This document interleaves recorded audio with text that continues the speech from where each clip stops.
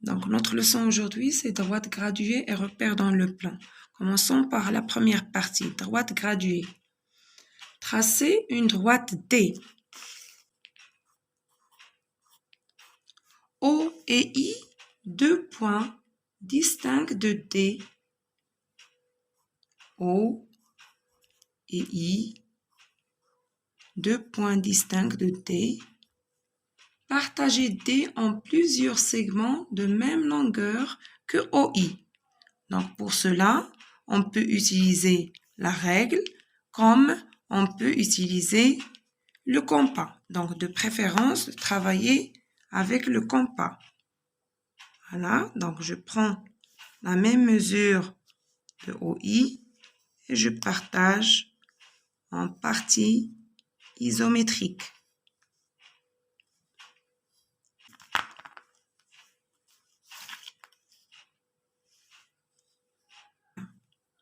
Donc, que représente le segment OI si O représente 0? Si j'ai O 0, donc I représente 1. Alors, de 0 à 1, que représente cette partie?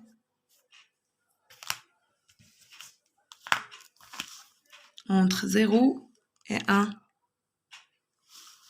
Donc, on dit que OI, c'est l'unité de longueur. OI, unité de longueur.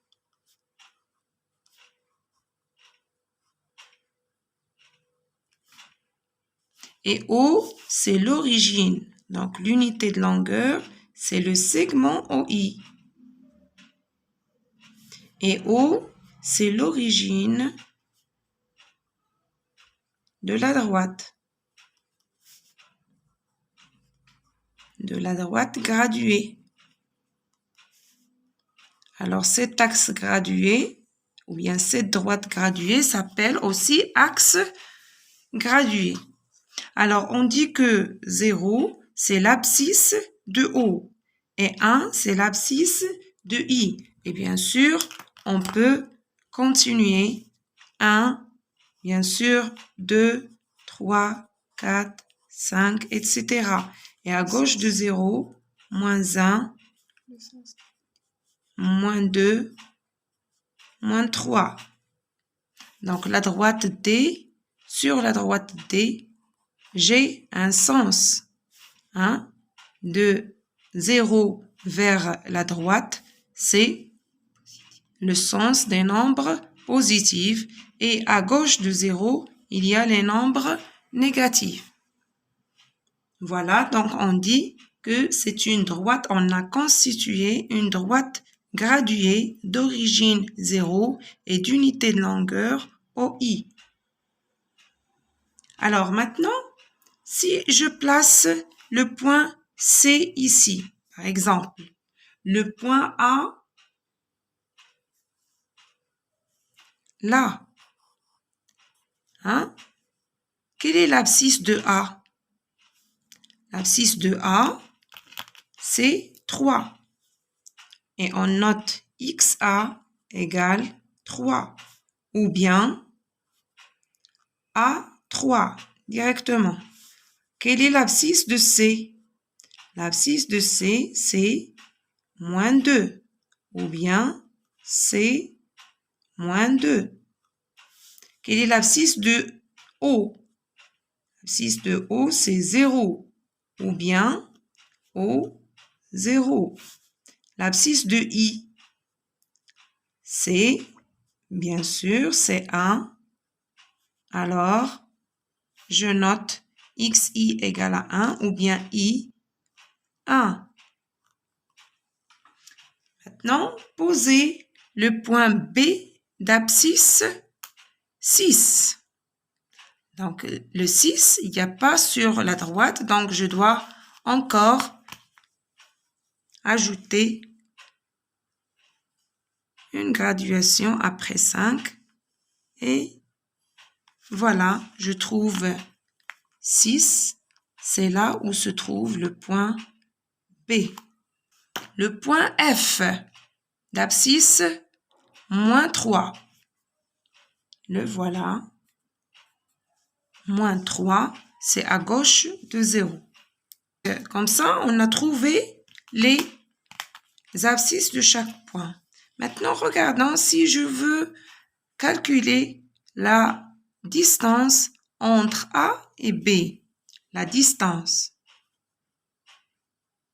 Distance AB. La distance AB, c'est l'abscisse le plus grand moins l'abscisse le plus petit. Quel est l'abscisse le plus grand? De A ou bien de B? Voilà l'abscisse de B. L'abscisse de B, c'est 6. Hein? On note XB égale 6 ou bien B, 6. Et on a dit XF égale moins 3. Ou bien F moins 3. Donc, on calcule AB. J'ai l'abscisse de B qui est 6, l'abscisse de A qui est 3. Donc, le plus grand, c'est celui de B. Donc, je mets XB moins XA. Toujours, la distance, c'est l'abscisse le plus grand moins l'abscisse le plus petit. Donc, 6 moins 3, c'est 3. Et voilà, on trouve entre A et B 1, 2 et 3.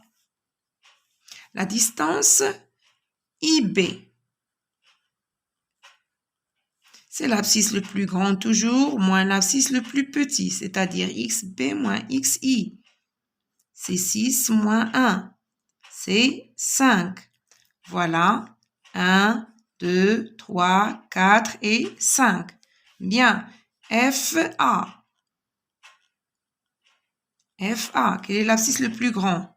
C'est bien sûr celui de A, parce que j'ai ici en A 3 et en F moins 3. Bien sûr, lorsqu'on a un nombre positif, il est toujours plus grand qu'un nombre négatif. Donc, X A moins X F, c'est-à-dire 3 moins 3. C'est 3 plus 3 qui est 6. FC. FC. L'abscisse le plus grand. On a l'abscisse de C, c'est moins 2. L'abscisse de F, c'est moins 3. Puisqu'il s'agit de deux nombres négatifs, le plus grand, c'est celui qui est plus proche à 0. Donc, XC moins XF. C'est moins 2 moins 3. C'est moins 2 plus 3. Somme de deux nombres de signes différents. Égale à égale à plus 1. Hein? C'est-à-dire le signe du nombre le plus loin à 0. Et je calcule la différence entre 3 et 2, c'est 1. Donc, FC égale 1. Alors, c'est la fin de cette partie. Et merci.